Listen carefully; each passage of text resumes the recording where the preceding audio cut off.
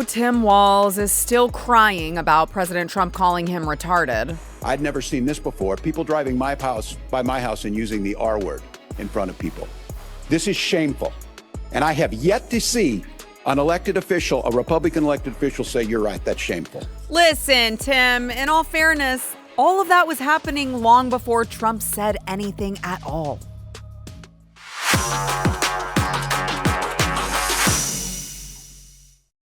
Welcome back to Sara Gonzales Unfiltered. I know you ladies out there are like, what are you wearing? Why? It's so sparkly. There's sequins. I need to know about it. Yes, well, we're actually having a sale on my Trump jackets on AmericanBeautyBySara.com. It says DJT on the front, and on the back it says Trump, Make America Great Again. It's all in sequins. It's beautiful. And it's like half off right now. So go check it out, AmericanBeautyBySara.com. Stock up on some lipstick while you're at it. I'm wearing Miss America.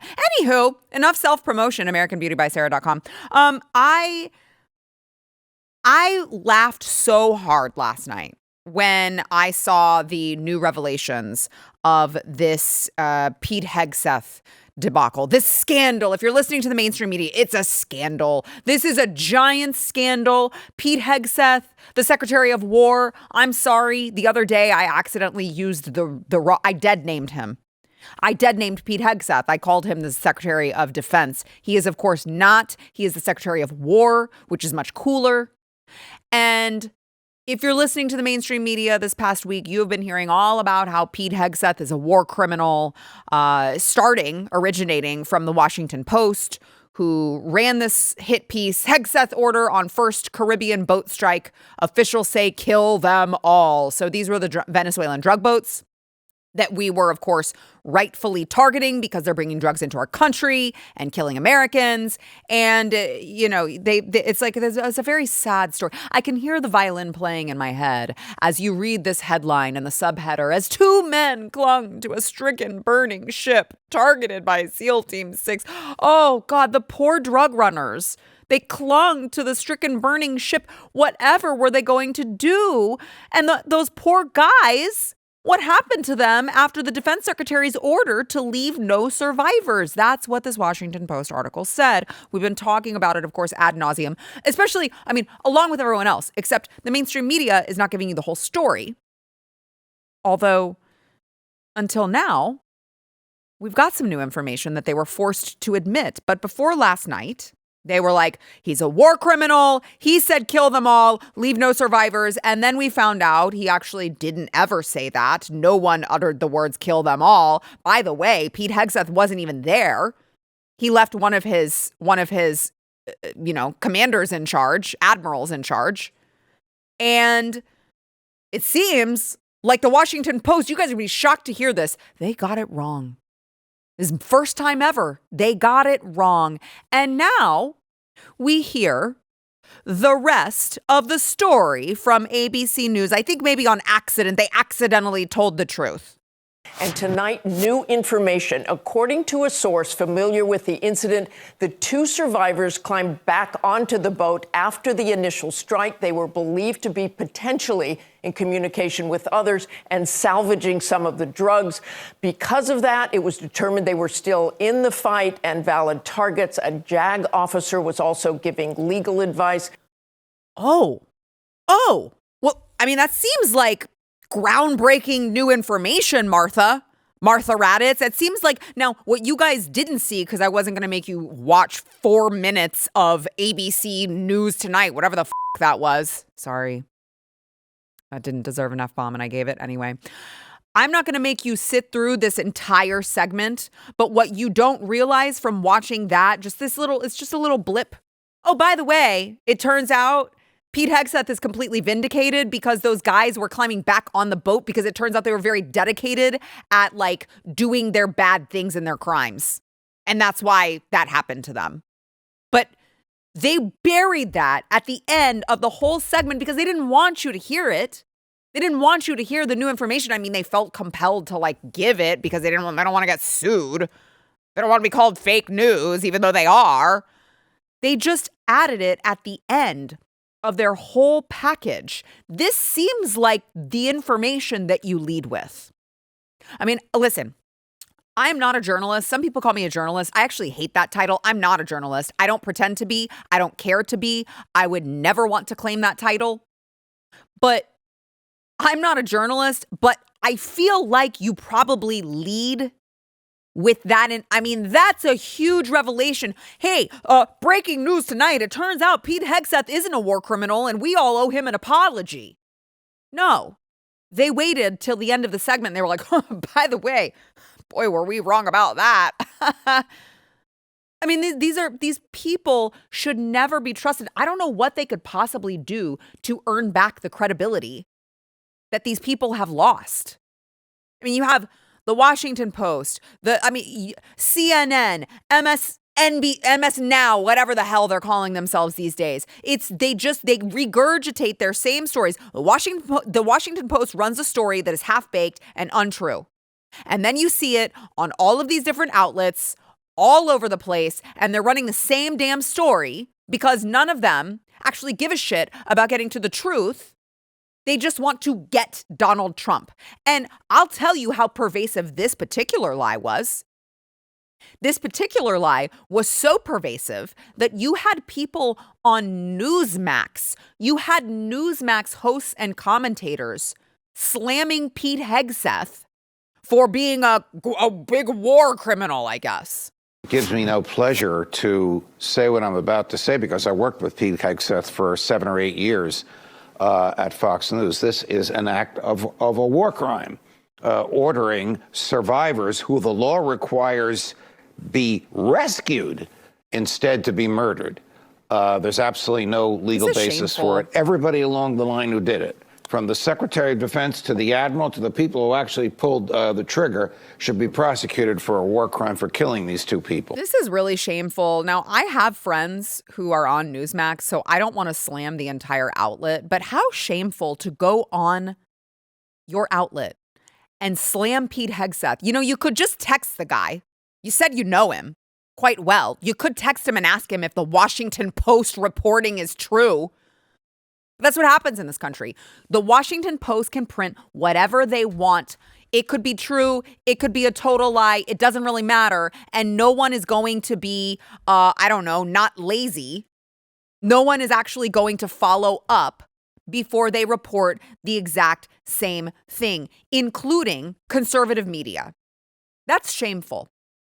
I will have you guys know, I never take the Washington Post as like the Bible, okay?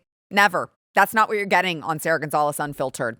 By the way, the Trump administration, again, has been completely transparent throughout this entire ordeal. They detailed exactly what happened. Pete Hegseth answered questions. Caroline Leavitt answered questions. And by the way, President Trump now is saying, like, sure, really, you want the video of the second strike? Sure. If we have it, I'm happy to give it to you because we have nothing to hide. Will you release video of that strike so that the American people can see for themselves what happened? I don't know what they have, but whatever they have, we'd certainly release. No problem. No problem. No problem. Because we aren't the criminals left office January 19th. We aren't the criminals. There's nothing to hide. And by the way, you know what else is shameful? Rand Paul, who is going out and giving these, little like press junkets where he's telling people like, well, where these guys weren't armed. How can you need to prove that they're armed first. You know what they're armed with, Rand? Drugs that they're bringing into our country to kill Americans with. That's what they're armed with. I can't believe that we're even having this conversation, whether it's a good thing that we are taking out narco-terrorists. And do you know who agrees with me? A convicted narco-terrorist from Venezuela. A convicted narco-terrorist from Venezuela, a former Maduro spy chief, wrote a letter to President Trump. He's like serving time right now. He wrote a letter to President Trump seeking to expose the narco-terrorist war against the United States. Now, I would very highly recommend, this is a really, really long letter. I will read you some pieces of it. I highly recommend that you read the entire thing. It is incredible. But this is Hugo Carvajal Barrios, who sent an open letter explaining that what President Trump is doing by blowing up these boats is 100% right, because these people are at war with us, whether we like to believe it or not. That's not from me. That's from him. That is from a 3-star general of the Venezuelan regime under both Hugo Chavez and Nicolas Maduro. He broke with them in 2017, and he pleaded guilty to certain crimes relating to narco-terrorism. And in his letter, he's like, I would like to start trying to atone for everything that I've done. And in doing so, I am going to explain to you what the drug boat plan was. He said, I see the need to address the American people about the reality of what the Venezuelan regime truly is and why President Trump's policies are not only correct, but absolutely necessary to the United States' national security. I personally witnessed how Hugo Chavez's government became a criminal organization that is now run by Nicolas Maduro, Diosdado Cabello, and other senior regime officials. The purpose of this organization, now known as the Cartel of the Suns, is to weaponize drugs against the United States. Hello, do you think we're at war? The purpose of this organization is to weaponize drugs against the United States. The drugs that reached your cities through new routes were not accidents of corruption, nor just the work of independent traffickers. They were deliberate policies coordinated by the Venezuelan regime against the United States. This plan was suggested by the Cuban regime to Chavez in the mid-2000s and has been successfully executed with help from FARC, ELN, Cuban operatives, and Hezbollah. The regime has provided weapons, passports, and impunity for these terrorist organizations to operate freely from Venezuela against the United States. The regime I served is not merely hostile, it is at war with you, using drugs, gangs, espionage, and even your own democratic processes as weapons. I absolutely support President Trump's policy toward Venezuela because it is in self-defense and he is acting based on the truth. And it also goes into, again, I'm telling you guys, you need to read the entire thing. Curiously, the CIA is also mentioned. And he goes into, it's about narco-terrorism. And then he goes into how they organized gangs, one of which is Tren de Aragua, to come in and terrorize us. How Tren de Aragua within our own borders are taking, they are waiting for the Venezuelan government to tell them what to do. And then they're doing it. How they took advantage of the Biden-Harris open border policies to send criminals and spies into our country who he says are still here. He says some of whom are officials, elected officials. This is all insane stuff from him. This is not Sara Gonzales with her tinfoil hat on explaining these things to you. This is a guy who has nothing to, he's already been sentenced. He's serving time in federal prison. And he's like, I just want to make this right within my soul. So I'm going to explain all of this to you. And by the way, he also explains a very, very interesting piece of this at the end. And I'm going to say this very carefully because I don't want to get sued, because I know that's what these companies do. These voting machines, you say something and then you get sued. He has a very interesting story to tell on how Venezuela created certain voting machines and are that now have the capabilities to rig our elections because we are using them. That's all from him. Okay? That's all from him. My producer's going to kill me. That's all from him. So he says the Smartmatic machines from Venezuela. He doesn't say, he says, I'm not telling you that your elections are rigged. I'm telling you that they certainly have the capabilities of rigging them. Do with that what you will. Go to my social media. I'll post. I'll repost the entire letter for you guys to read. Read every word of it, and you tell me. Thank you, Sara Gonzales TX. You tell me. Who do you believe? Who do you believe? Probably makes a whole hell of a lot of sense why the Trump administration is going so hard on Venezuela, regardless of whether they're armed with guns. Rand I like you, but give me a break. Stop being so naive. Innocent Americans are dying and they don't have to because of the Venezuelan government. We need to do something about that. All right, make sure you're subscribed. Sara Gonzales, Unfiltered, and share the show with a friend. Smash the like button and comment. It'll help us out in the algorithm. I know I just told you to do a million things, but you can do them in like 5 seconds. It's really, really easy. There's no reason not to do it. Hit the like button. All right, want to thank our sponsor, and then we will be back with more. Relief Factor. I love Relief Factor because I was in a car accident a long time ago and it screwed up a bunch of discs in my back. And I was just like, was in constant pain. And what you don't realize, well, you do if you are in constant pain. If you're in that boat, you understand that it affects every aspect of your life. Like, you don't realize it sometimes, but you're grumpier with your family. You're just like in a bad mood, have a bad attitude about things because you just have that constant pain. It doesn't have to be that way. Try Relief Factor. It's an all-natural anti-inflammatory developed by doctors who were tired of their patients feeling loopy because they had to prescribe them super heavy-duty painkillers. Go try the 3-week quick start if you're in pain. It's less than $1 a day, and the majority of people end up ordering more. It's working for them. It can work for you. ReliefFactor.com is where you can get that. That is ReliefFactor.com.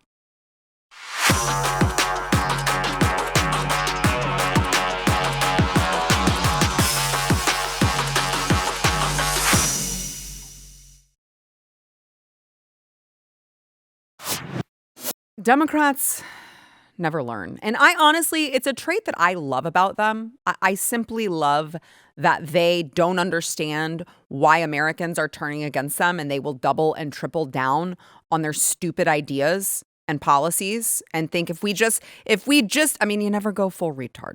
They're like, if we just go full retard, full commie, full crazy, full Tim Walz, then maybe the American people will be with us. It turns out that's not the case. And that's not going to be the case with their latest stunt.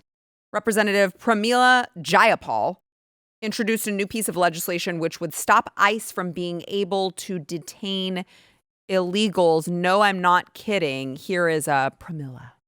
Today to say enough.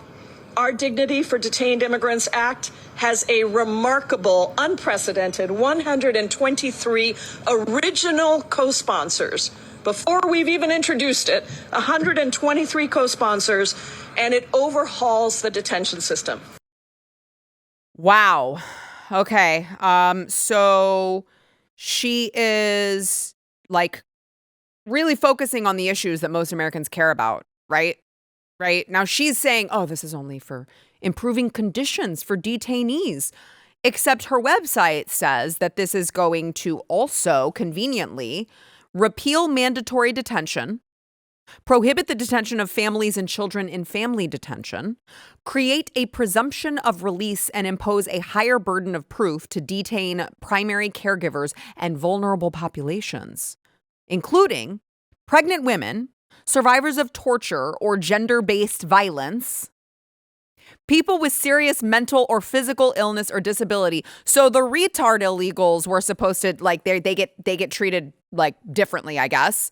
LGBTQ individuals, asylum seekers, and people over 60. So here we have Jayapal making sure that all the LGBTQ illegal aliens have a presumption of release and impose they have a higher burden of proof to detain them. So if you're a trans illegal, you get to enjoy a higher burden of proof in order to detain. Like, I couldn't even make this up if I tried. Are you kidding? Survivors of torture. Does that include the women who are trafficked here and raped multiple times along the way during the journey that you guys are encouraging? Pramila, is that how you say her name? I don't know. I don't actually care. I just can't believe. I mean, you think about the issues that this country has, okay? And you think about, like, what the Democrats have done for those issues. This woman, you go to her website. Go ahead, Stephen. You go to her website, and it's like she's not done anything. It's a bunch of introduce bills, introduce shitty bills that don't do anything and don't go anywhere. Introduced. See right here? Introduced. introduce, like, what has she actually done for this country?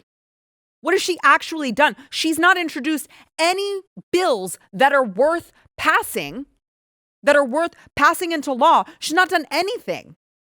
And now her brilliant idea is, let's make sure the trans illegals get treated better than the regular illegals. Ew. The trans illegals love. By the way, her little poster child for this bill is the terrorist sympathizer. Yeah, couldn't make that one up either. The Palestinian Mahmoud Khalil, who was, if you guys recall, he was that guy that was detained by ICE when he was protesting in support of Hamas, a terrorist organization, and he was here on a green card. And they wanted to revoke it to deport him, and we were supposed to feel sorry for him. Like, no, I'm sorry, you can't come into my country and then cheer on terrorists and expect to stay.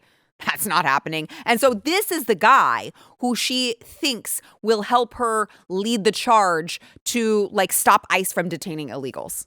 No one should be detained for immigration enforcement. No one. There's no need for detention for immigration enforcement. As Congresswoman Jayapal said, there are so many ways that we can enforce immigration process without detention. I'm sorry. Why do I give a shit what this guy has to say? What is, he's a policy expert now? I don't like... No one should be detained. No one needs to be detained. There are other ways. Really, what other ways? Because here's what I can tell you should not happen. We should not just let someone into our country and give them a notice to appear and just wait and see if they show up and appear. And then if they don't, we'll just wait and see if they show up again. Are you guys out of your minds? Of course, I'm sorry. So should the illegal criminals be treated better than the American criminals? Because here in America, we detain people. Here in America, we put them in jail. We remove them from the population. That's kind of the whole point of all of this. So I don't even know, like, what the hell they think. What do we replace this with? Guys? Just pinky promise? I know. Steven? It's the super duper pinky promise. That's a good one. You should make legislation. Get Jay to make the legislation for that. Pramila. I mean, that's what it is. We don't need to detain people, okay? Out with the detainment. You don't need to detain people. All you need to do, I've cracked the code, is make them super duper pinky promise that they will leave the country. And then that's just going to solve our problems. Like, these people are out of their minds. What, you want to keep doing the catch and release thing? Well, let me tell you, I could point to a million stories for you of how terribly that's worked out for Americans in the past. Instead, I'll just give you one. He was located in Sarasota, Florida in July of 2024, but because of the Biden-Harris catch and release policies, he was released back into our community. So now let's fast forward to April 13th, 2025, Charlotte County, Florida. This individual befriended a 13-year-old and an 8-year-old and decided to play a game of hide and seek. While in the woods with these two, he sexually battered a 13-year-old child, both orally and anally. Excuse me if I don't buy the Democrat bullshit on this anymore. I actually care. That's heartbreaking to me. None of it had to be this way. And I would just go back, before we go to break here, I would just go back to what President Trump said as he was on the campaign trail, which is just ringing so true. The Democrats broke it. They broke it. I will fix it. They broke it. I will fix it. You guys broke this system. You guys allowed millions upon millions upon millions of illegals to flood into our country. And now they are raping people. And now they are killing people. And now they are committing fraud. And now they have tax schemes where they're taking taxpayer money and sending it to terror groups. And now, and now they're stealing people's identities. I mean, none of this has to be this way. And I don't need a Hamas sympathizer in front of a podium explaining to me that we don't need to detain people. Like, who the are you? Go home. We don't want you here. I want to bring in my panel. First, I want to thank our sponsor of this segment, PreBorn. So PreBorn this is where Sara gets a little softer. She gets a little softer because she wants to tell you about PreBorn, which is actually a very worthy cause. This Christmas, as we celebrate the gift of life, you have an opportunity to share that gift, the gift of life, with a mother and her baby, because what PreBorn is doing is these women that have an unplanned pregnancy, they are told that they can not do it by themselves.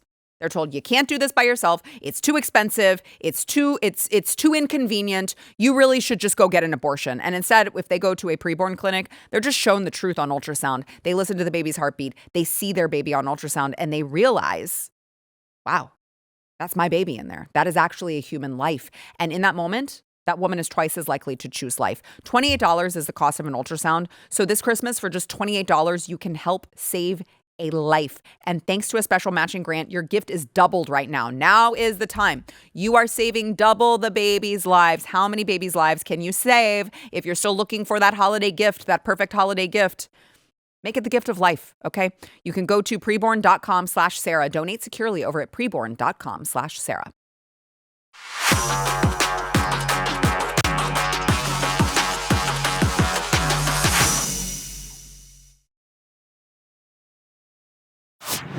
Welcome to the show. We have the panel, Matthew Mardsen, pleased to be contributor and actor and producer extraordinaire, along with Grant Stinchfield. He is, of course, the host of Stinchfield. He's on Real America's Voice. He's on radio in California. He's got his podcast. He's just making us, the rest of us, look bad. We're doing all, but this is my favorite of all things to do. I pay him to say that. No, you don't. It's fine. It's fine. So I'm glad that you guys are here today. I can't wait to hear your opinion. I have mixed feelings on the news today that all of a sudden we have a suspect in the January 6th pipe bombing that has been arrested. Obviously, this dates back to January 5th, 2021. You had, the Democrats are forgetting this, I think. There were 2 pipe bombs that were planted near the DNC and the RNC. And we got information that, like, it didn't seem, I heard Fox News reporting today that these were viable bombs and they could have hurt people. I always read that these were not viable bombs, that these were like egg timers. It's interesting you brought that up because I specifically told my producers for tonight to grab that soundbite because that's the first time we've actually heard that they were real bombs. Right. And so I don't know if that's Pam Bondi just going off the script. Right. And are they really real bombs or not? I'd like to know. Look, everybody out there knows I'm really close with Kash Patel. Mm-hmm. And I'm pretty close with Dan Bongino. We worked together at the NRA. This press conference was like Pam Bondi at her worst again, like the pats on the backs. And honestly, nobody cares about the suspect. We care about who's behind the suspect. Mm-hmm. What was the motive? Was it an inside job? We got nothing as whether it was an inside job. And there was a reporter, a mainstream media reporter. Actually, I don't even know if they dug in that deep. They just said, what was the motive? And she danced around it. Now, I like Pam Bondi, but for conservatives, this is J6. Yeah. We believe that there's more to it than just a bunch of people taking an unorganized tour of the Capitol. There is something behind all this. And both Dan and Kash were right there with me on the idea that this was an inside job. Yep. Not to bring that up. Even if you brought up and say, hey, I know a lot of you people talk about this. We're going to get to this later. Right. We can't say anything because I know it's bigger. I know Kash and Dan, it's bigger than them, everything. Sure. And so I don't want people to really hammer away at Kash. They do. He's getting enough from that from the mainstream media. Mm-hmm. But I wasn't happy with this news conference today. Well, because it's just I want to get your thoughts too, Matt, but it's just the totality of, like, why aren't we getting this information on Thomas Crooks, who tried to assassinate the president, ended up only hitting him in the ear. Like, it's just the totality of what we're not getting that it just makes me uncomfortable. So the information that they've released really quickly is it's a 30-year-old man by the name of Brian Cole Jr. of Woodbridge, Virginia. And people all over online have been trying to figure out which Brian Cole it is. And there's pictures and then they delete it and say, never mind, it's not the right person. So we still don't have very much information on exactly who this guy was.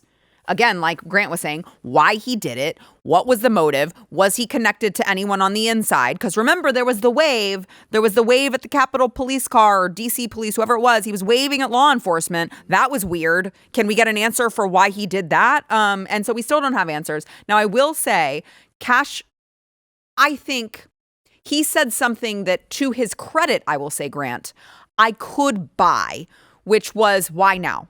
Why now, all of a sudden, you guys found him? What happened? And here is what Cash had to say on that. We did not discover any new information. What we did, an investigation spearheaded by the deputy director and the ADIC of our Washington field office, brought in a new team of investigators and experts, re-examined every piece of evidence, sifted through all the data, something that the prior administration refused and failed to do.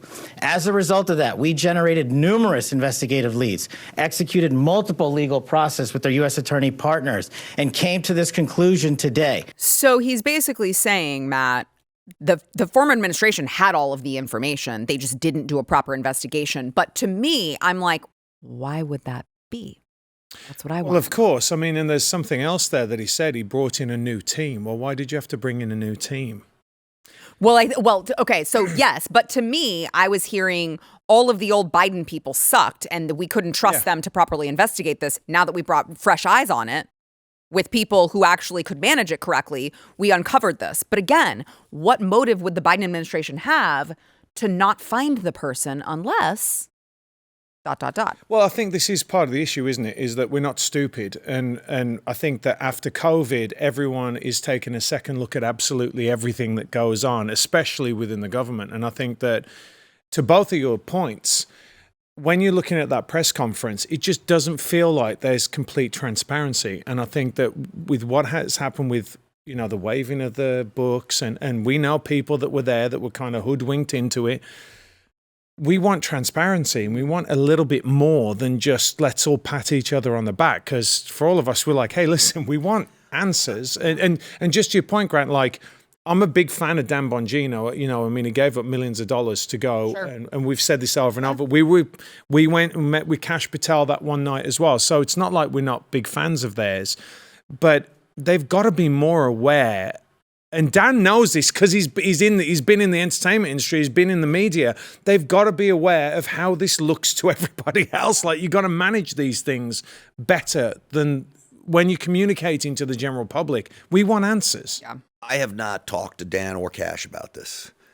But if you notice, Dan wasn't right behind the podium when everyone else was talking.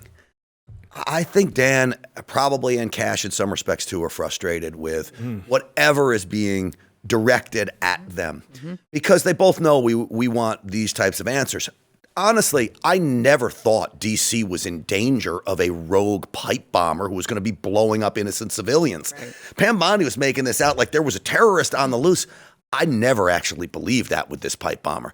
I thought it was a setup. I always thought the bombs were fake. I'm still not convinced that the bombs are real. This had something to do with J6, the entire setup job, and we got nothing in to answer your question, or at least maybe speculate on your question about why switch the team. I think it's very full well could have been a cover-up on the team. That it's not just that they didn't investigate or didn't want it. Yeah. They covered it up. Yeah. Yes. And that's what I'm saying is like, but why?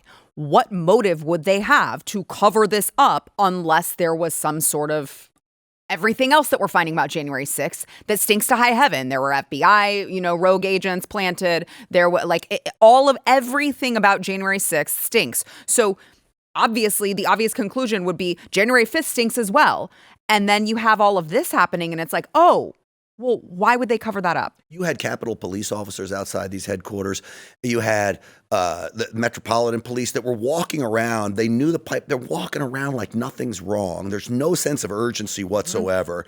The woman who was the witness who found it apparently had ties to law enforcement.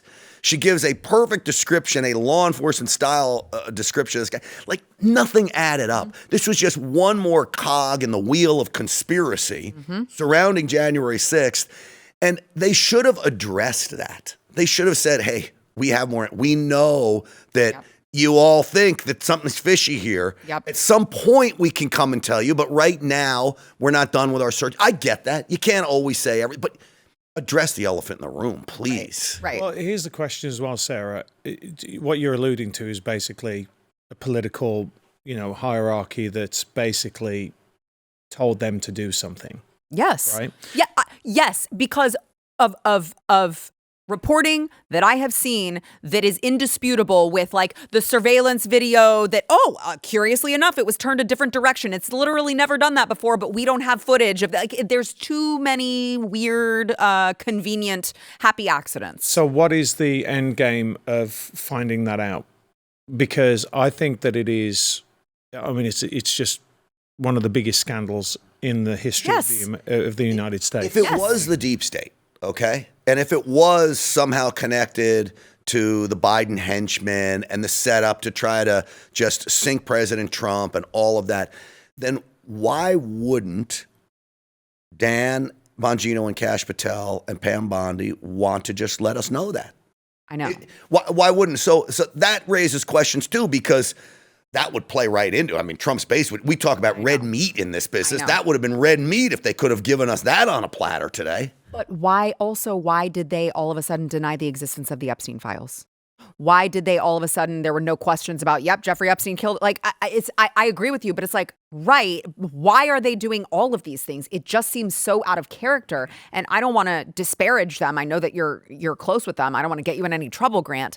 But I'll go back to the Fox News interview with Kash and Dan. They look like they're being held hostage, answering these questions. They look so uncomfortable, and I'm just like, it's not the same energy that they had when they came into this. You got to remember too, once you go to work for an administration, you don't speak for yourself anymore. You speak for the administration. I get it. And so you can't be Kash Patel on Real America's Voice or when it comes on The Blaze. You can't be that guy. Sure.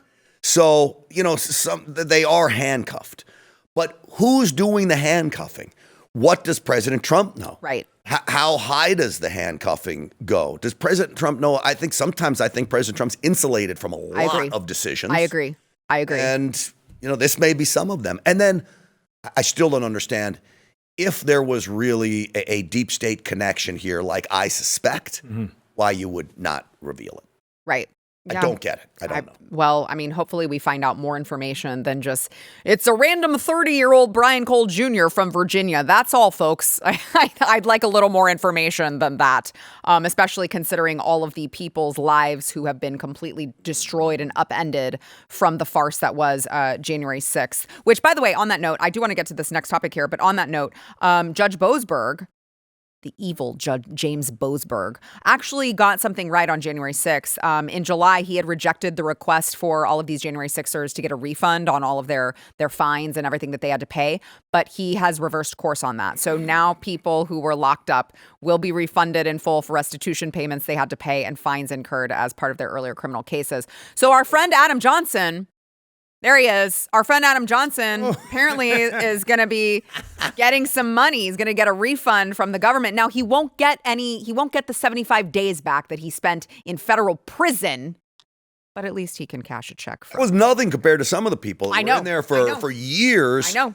And by the way, Judge Boasberg, what a loser. Oh, he's such a loser. This guy signed off on subpoenas. He claims that he didn't know senators were in there. Then you're signing blank subpoenas. Nordic Frost, Where is the government oversight on that? You have go to a federal judge to make sure citizens aren't abused. But with all that coming out, then he reverses decision. I know. This is like trying to make favor with the Trump administration. Dude, if it was my way of having it, he'd be impeached tomorrow. That guy is bad news. And Congress can do something. I don't know why they're not. You do, though, don't you? You do. Yes, This is what it all gets to, is that I think the levels of corruption in the halls of power in D.C. is so deep. It's so deep. And we've got guys that actually are going after it. And it's this giant behemoth that they don't know what to do. I genuinely think that. I think they're like, hang on a minute, this senator and this congressman and both sides. I think they're both as guilty. I don't think it's one side and the other. And I think that's what they're looking at right now. Like, how do I deal with this? Mutually assured destruction in D.C. for sure. All right, before we go to break, I do want to play. Tim Walz was giving a press conference, and he apparently is still very, very upset about President Trump calling him retarded. And I'd like to play for you Tim Walz's liberal tears on the matter. This creates danger. And I'll tell you what, in my time on this, I'd never seen this before. People driving by my house and using the R word in front of people. This is shameful.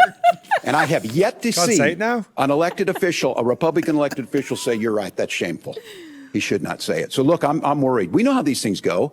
They start with taunts, they turn to violence. So what a loser, dude. Our people are actually getting assassinated in broad daylight, and you expect me to care that President Trump called you retarded? Just try not being retarded. Like, it's that easy. And I said at the beginning, I'll say it again, I have a sneaking suspicion that people were calling Tim Walz retarded way before the president did. I don't think that's the first time people have driven by his house and called him that. The R word, he calls it. The R word. Well, he uses the N word for me. Nazi. They call us Nazis, white supremacists, all these other things, but the retard, you can't say it. Yeah. It's retarded. It is retarded. I mean, listen, Tim, at least he's not calling you gay. I look at you and I question. So there are other things that we could call you. I don't question it. I think he's gay. Yeah. Why are you gay? Well, yeah. Why are you gay? But I do want to know how that's right. The two children were created using the turkey baster. I just remembered. Well, how's Barack Obama have kids? Yeah. Well, I tell you what. Big Mike? Big Mike was not carrying any children to term, I can tell you that. Now that we've offended practically everyone, I'd like to thank our sponsor this segment, who must be thrilled, Masa Chips. So, Masa Chips, thank you. My Manna White here. Masa Chips, oh my gosh, we're running out. Masa, can you send us more chips? Because the problem is that they're really good and I can't keep a bag of these on my set and not have them get eaten. And if you guys are looking for Maha-friendly chips, these are your guy. They've got these tortilla chips. They've also got potato chips. If you're into potato chips, they've got several different flavors. They've got lime. They've got a spicy one. They've got a cinnamon churro one, which is like to die for. And they don't use any cheap seed oils. So these are all made in beef tallow. And it's 100% grass-fed beef tallow, organic nixtamalized corn, and sea salt. That's it. What kind of corn? Nixtamalized. I don't know what it is, but I know it's organic and it's corn. Okay?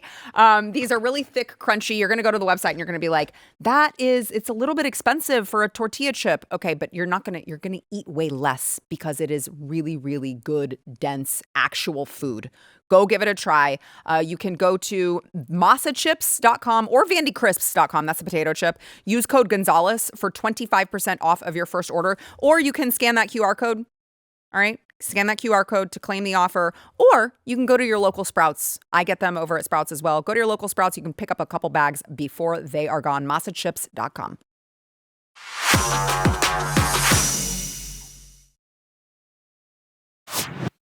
Right in time for Christmas. If you haven't gotten your kids all of their Christmas presents, a new children's book just released or is being released, Abortion is Everything.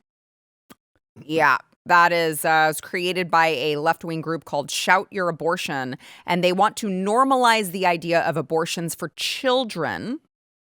Now, let me just give you the back cover. It says, what is an abortion? With accessible, inclusive language, Abortion is Everything speaks directly to 5 to 8-year-olds about what abortion is and why people have them.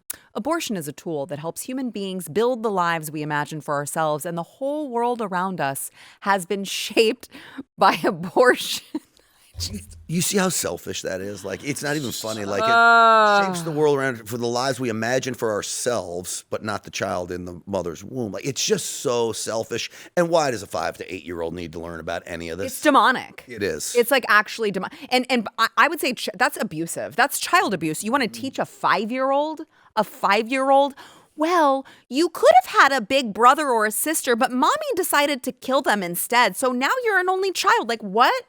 That's so damaging. Well, at least they're being honest about the fact that they want to go after the kids. I mean, we've been saying it for years. They're like, no, what are you talking about? No, we don't want to go after the kids.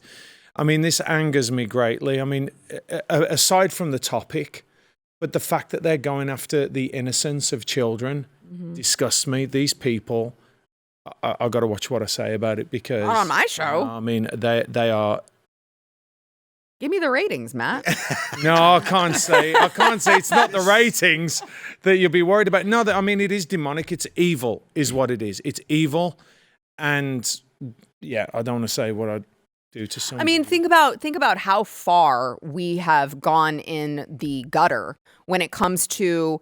We went from, Roe versus Wade, which was it's safe, legal, and rare, right? And it wasn't. It was something that women, they didn't necessarily want to talk about. They weren't proud of it, but they just felt like, okay, sometimes it has to happen. Proud of it. That's what's become such. They wear this as like a badge of honor. The group that wrote it is called Shout Your Abortion. Demonic is a great word for that, because who would celebrate that? Even if you don't think that it's a baby yet. How do you celebrate the possibility of it? If you give them the benefit of the doubt, the possibility of a human life, you ending that. Mm-hmm. How do you celebrate that? And now shout your abortion? Mm-hmm. It's sick, man. I know. Sick. I know. It really is. It's disturbing how badly they have changed the narrative on that one from, back when it was like, okay, I'm not going to talk about it publicly. I'm not going to be proud of it. I'm not going to brag about it. And then you've got women in the streets like topless, like bragging about how many babies they've killed. Like, this is wild. There's no other explanation except Satan, in my opinion. I think it all falls into the war on religion, the war on God. Yeah. They want to take any idea of God out of the equation. Yep. I'm sure you covered this preacher man who's transitioning to be a woman in Massachusetts, and he announces it in front of his congregation. United Methodist, man. That's an assault on Christianity right there. That the house of God is not the house of God. That is a pretend church. It's not a real church. And I mean, that's the problem, is that people you don't even, sometimes you can't tell. I mean, you can tell in that case, but there are a lot of churches out there, primarily ones that I frequent and go undercover and expose this stuff that's happening. And I think people wouldn't know it from the outside when they think they're getting involved in an actual church. Yeah, well, I mean, they're not real churches, are they? They're not real pastors. But just quickly, I think that what we need to do is look back at, if you look in cinema, you look back, it used to be that kids were like, oh, the pesky kids, right? They're little rascals. Oh, you're pesky. And then what film did was move them towards being evil, which was Children of the Corn and Rosemary's Baby. And then all of a sudden, if you depict a baby as being evil and a child as being evil, then what can you do to something that's evil? Interesting. Oh, you mean like conservatives? Yeah, right. You can kill it. Exactly. And so this is just another step. Interesting. Because this is why conservatives are so dumb, because we don't invest in the culture, is the left understands that they're going to try and push the narrative as far as they can, because if they push it here and they get here, that's okay for them. Still a win for them. You know what I mean? It's just a win. I feel like before we go, I do want to show the authors and the illustrator. They look exactly how you would expect. You would think, yeah. Exactly how you would expect. The blue hair and all.